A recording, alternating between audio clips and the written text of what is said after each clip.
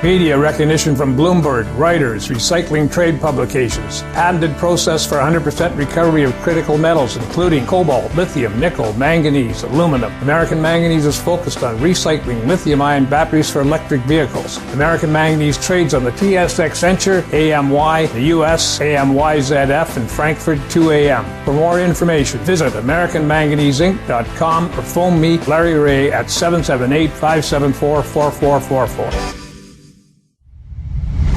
You're listening to HowStreet.com radio, available online at TalkDigitalNetwork.com.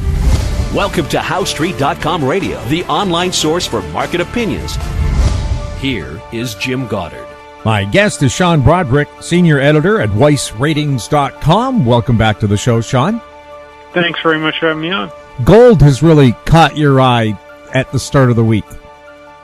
Yeah, well, we just saw gold hit a 4-month high. It's kind of hesitating now, and we saw gold miners pull back after gold hit a 4-month high.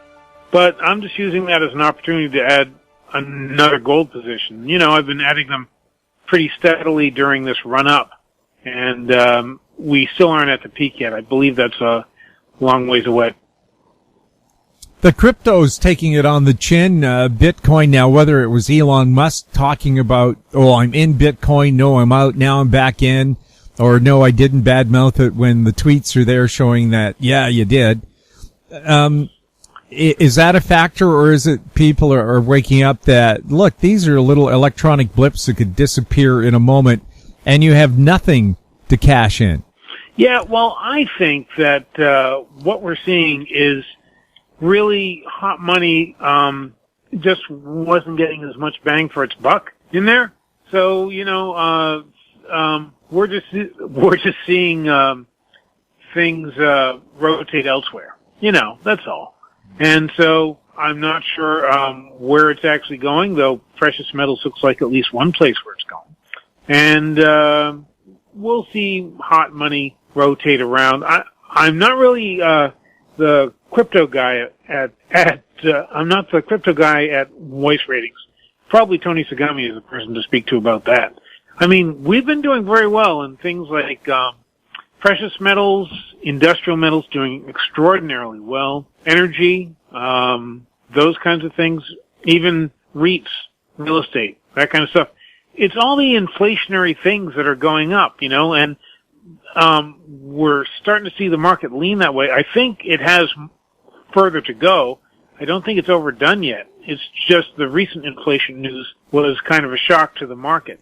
Now, you can argue, you know, do things just look inflationary now because last year it was deflation, you know? So is it just in comparison things look so inflationary now? But there is real inflation going on. And especially when you look at things like cars and stuff like that, people need cars. So when you need a car, you can't choose not to buy it. You pretty much have to. We have seen some disappointment in housing prices very recently, but they've been on such a hot run and nothing goes in a straight line. We're seeing inflation all over the place. That's why the U.S. dollar is being squeezed lower right now. It's approaching those January lows, and who knows what will happen there, and that's why we're seeing precious metals move higher. Now, everybody looks at the U.S. dollar as a stable currency and a place to be, but the Canadian dollar has been on a tear, and it's at a 6-year high, trading at 83 cents U.S. A year ago, I think it was 12 cents less. Yeah, well, back when I was a wee lad, we used to call the Canadian dollar a commodity currency, and I think that still applies. And that's because your country has so many natural resources. And again, when inflation goes higher, those are the things that really tend to get moved up. Now, of course, it all depends on who you talk to. I'm sure that the lumber mills extraordinarily well, but if you speak to any of the actual timber operators, they'll complain they're not receiving the high prices. It's all like all the profits with the lumber mills. But the fact is, there is inflation around. It is being passed through the system. So, you just have to adjust your investing mindset to that. We'll have more with Sean Brodrick right after this. Engineer Gold Mines is focused on the exploration and development of the historic high-grade Engineer Gold Mine situated 32 kilometers southwest of Atlin, British Columbia. Engineer Gold Mines is fully permitted for surface and underground exploration with the drill program now underway. Engineer Gold Mines Limited trades on the TSX Venture Exchange, symbol EAU. For more information, please visit us at engineergoldmines.com. Don't miss out. Stay informed. Receive the HowStreet.com weekly recap with thought-provoking podcasts, radio, and articles delivered to your inbox. Sign up for the HowStreet.com weekly recap on our homepage at HowStreet.com. Welcome back. We're speaking with Sean Brodrick. Sean, the U.S. is still charging 9% tariffs on Canadian softwood. Does that make sense at a time when lumber prices in the U.S. have tripled, quadrupled for some types of lumber, raising the price of building a new home up by anywhere between $25,000 and $36,000? Yeah, well, it makes sense to U.S. lumber operators, right? I mean, I think it's terrible. Of course they should drop the tariff, but no one listens to me. It's not like Joe Biden's going to take my phone call. So, I thought you had an in with the White House, no matter who was in. Yeah, my in with the White House, yeah. No matter who's in the White House, Sean has a direct line. I'm sorry, it's not when Sean Brodrick speaks, people listen. That does. So, if it were up to me, we would lose those tariffs tomorrow, but it's not up to me. And so, I mean, I appreciate that it's a squeeze. And that only sends prices higher here. Maybe that's something they'll do if they try and to keep ignoring inflation, which is what the Fed's working very, very hard at doing. If you get people raises for ignoring inflation, the Fed would be earning that raise right now. They are doing their darndest to say, oh, it's this reason, it's that reason, it's only transitory. Maybe they're right. On the other hand, copper, iron ore, steel, corn, coffee, wheat, soybeans, lumber, semiconductors, plastic, cardboard. It's all going higher. It's rampant inflation. And so for the Fed to say this is transitory, it seems to fly in the face of common sense. So yeah, I think that they should drop the tariffs on the Canadian lumber, but I don't expect them to do it anytime soon unless that's the last-ditch thing they do in their effort to avoid admitting there is inflation. Well, the Fed supposedly was invented before the First World War to prevent recessions and depressions, and our market historian Bob Hoyes pointed out this might be considered the 19th recession or depression since the Fed was invented. So they don't seem to be very good at pulling the right strings at the right time to prevent disasters. They just talk a big game, but then once the puck is dropped, the football is kicked, or there's a tip-off at center court, they're pretty poor performers. Yeah, well, prognostication is a very tough game, as anyone will tell you. So I don't knock the Fed too much. They are kind of disconnected in their bubble. That's obvious. But on the other hand, if you want to look on the bright side, they have information that you and I don't have. So maybe they are right, or else maybe they're wrong. They have been wrong, as you said, plenty of times in the past. Their efforts to present recessions and stuff does not seem to have worked. Modern monetary theory is in full effect. They're going to print from here to the moon, see if that helps. And it might help, but it's also going to be inflationary. We should speak about copper for a bit. The price keeps going higher and higher, and I just saw a call out on Wall Street expecting that we are just in the beginning of a new bull market for copper, much like the run that took place between 2001 and 2011. That's when we saw prices rise sevenfold. It went from 60 cents a pound to $4.62 per pound. And this analysis said the fundamentals today are even more bullish. Could the market stand copper prices going up sevenfold?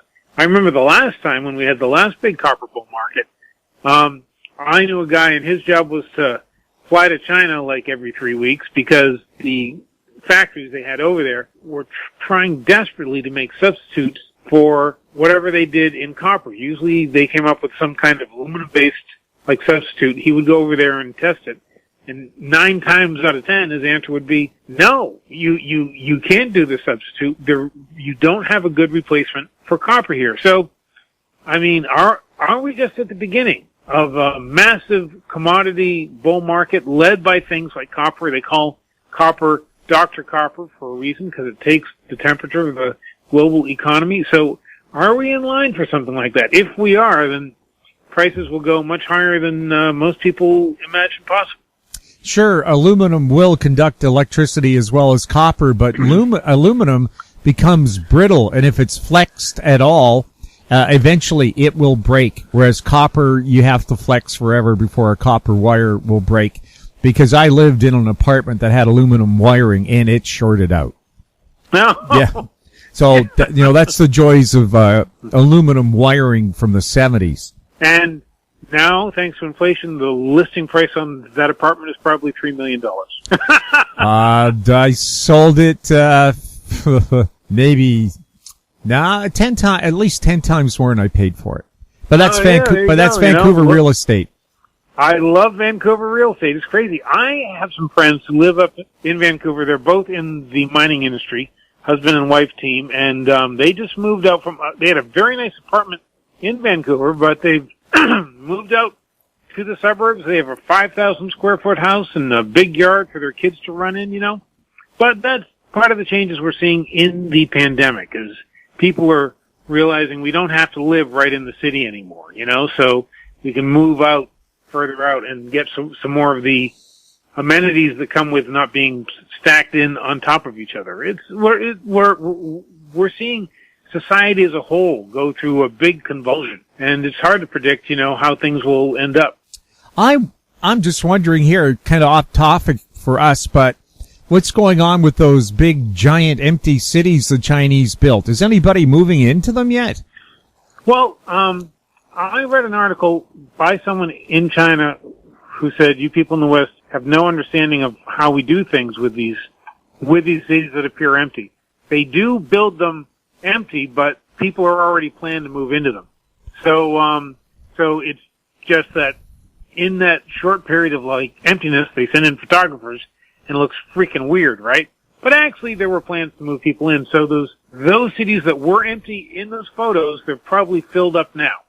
China has its own problems. It really does. When you look at the amount of debt to GDP, I mean, they're in some seriously bad shape. They can't afford for their economy to slow down. So what does that mean for them? What are they going to do? If they can't afford for their economy to slow down because otherwise their debt would become unserviceable, what will they do to juice their economy? And because we're all interconnected, how will that affect the global economy? There's a lot of unknowables that we don't really have a grasp on right now. I know people like certainty in this market. There are people who make millions of dollars by pushing certainty. They're saying, I'm certain about this and that, and people say, oh, well, he must be right. He's so certain about it. Yeah, you go and check those guys' track records, and not so good. So I'm approaching things with an open mind. I have strong opinions, I believe inflation is heating up. That's a strong opinion.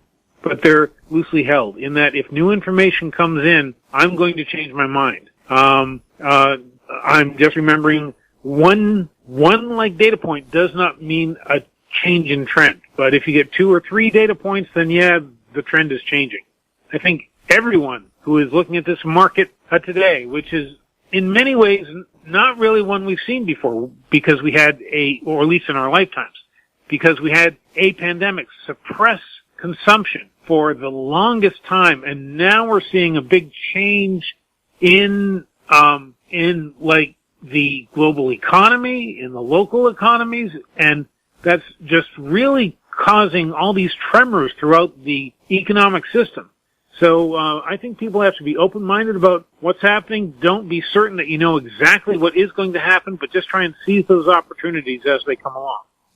And, of course, with travel opening up again, the first thing most people say they want to do is travel. So if an airline managed to survive, or a hotel chain or a tourist resort managed to survive all this, their stock should be picking up soon. Well, yes, but funny you should mention that. One of the ways it's changing is that people want to drive their own cars now. They're seeing this over in Japan. Huge car sales. Japan has fantastic public transit, but people would rather not be packed in like sardines on the trains there anymore, so they want to drive themselves. I can't imagine what that's going to do to the traffic. Here in the U.S., we are seeing the same thing.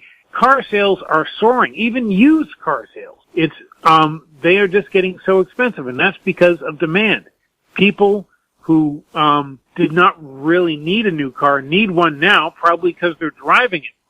And so that since the price is much higher, that's actually a big force in inflation. I saw a great chart recently which actually backed the increase in the price of automobiles out from the inflation figures.